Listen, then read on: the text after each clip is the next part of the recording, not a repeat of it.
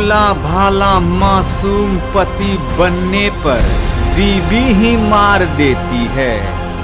गांजा भांग दारू पीने से बीमारी मार देती है।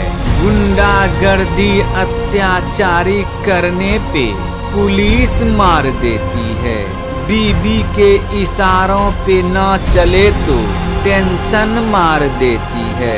अगर पैसा नहीं है इंसान के पास तो गरीबी मार देती है। अगर बीबी अच्छी मिली तो किस्मत संवार देती है, नहीं तो जिंदगी को झंड बना देती है।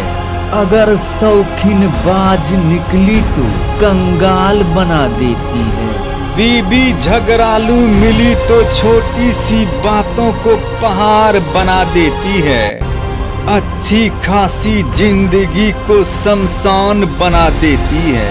संस्कारी बीबी मिली तो जीवन भर साथ निभा देती है, नहीं तो समय से पहले शमशान पहुंचा देती है। अगर अय्यासी बीबी मिली तो इज्जत को मिट्टी में मिला देती है। सोनम जैसा और खुशबू जैसा बीबी अगर मिले तो इंसान की खोपड़ी हिला देती है। बहुत ही किस्मत वाला है वो इंसान जो संस्कारी लड़कियों के साथ भगवान जोड़ी बंधन लगा देती है। शादी करना ही राजा की सबसे बड़ी भूल हो गई। सोनम अपने साजिश में कामयाब हो गई।